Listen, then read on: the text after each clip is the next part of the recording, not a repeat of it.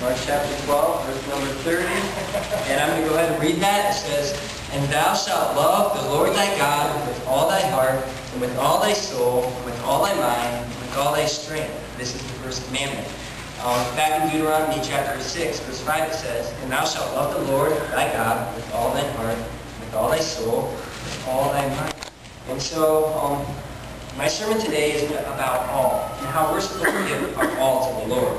How the Lord has asked for us to give us our all. And so, it's kind of a hard thing as humans to give our all to God, because the flesh is always there battling us.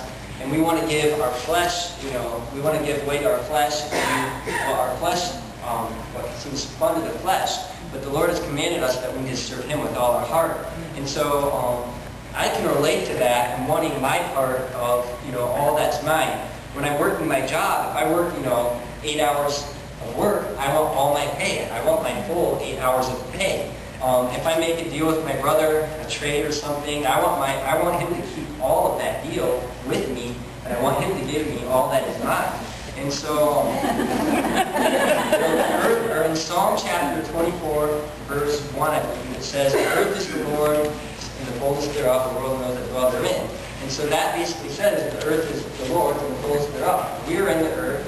We're part of we were created and we're put on this earth. We are God's. God has created us for Him.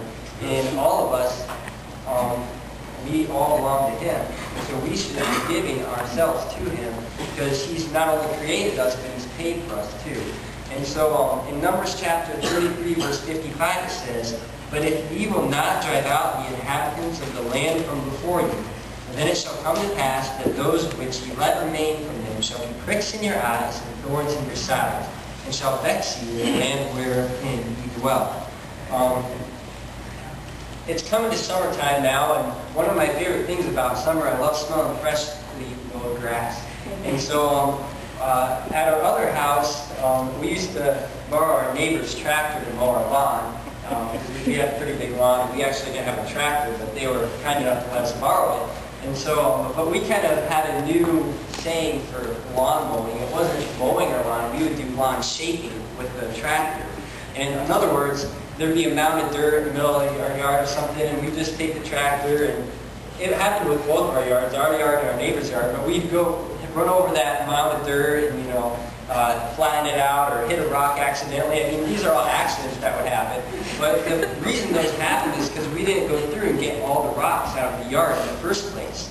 A lawnmower is not meant to run over rocks or mounds of dirt. It's meant to mow grass. So, us as humans, we're not meant to have sin in our lives. We're meant to live for God. And if we remove the sin out of our lives, it'll go a whole lot easier for us. At the end of our lawn shaping, we'd always change the blades of the tractor, and we'd be pretty messed up. And so the same thing with humans. If we go through living our lives full of sin, at the end of your life, you're going to be pretty messed up, because our bodies are not meant for sin. God's not created us for sin. And so loving the Lord requires that we rid our lives of all hindrances that keep us from serving the Lord. And so in Revelation chapter 3 and verse 15 and 16, it says, "I know thy works, that thou art neither cold nor hot. I would that thou wert cold or hot. So then, because thou art lukewarm and neither cold or hot, I will spew thee out of my mouth."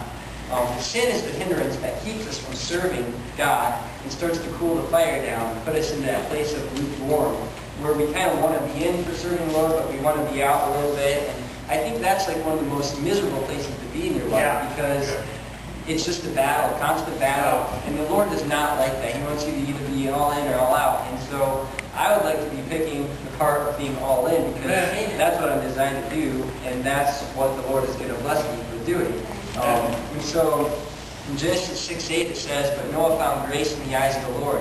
Genesis 6:22 said, "Thus did Noah according to all that God commanded him, so did he." Genesis 7:5 says, "And Noah did according to all that the Lord commanded him." I believe that the reason Noah found grace in the eyes of the Lord is because he did all that the Lord had commanded him. And so if we can get to the point where we're doing all that the Lord commanded us, that's how you get into a position where God has grace on you, and to get into His favor, and that's a great place to be. Cain and Abel, Cain did not do what God commanded him to do. He left out some of the parts. Abel did. Abel followed what God said. Therefore, Cain got upset, murdered him. We all know the story. So that's the first part of my sermon. I still got 2 more pages of notes. But remember, serve the Lord, give Him your all. Amen.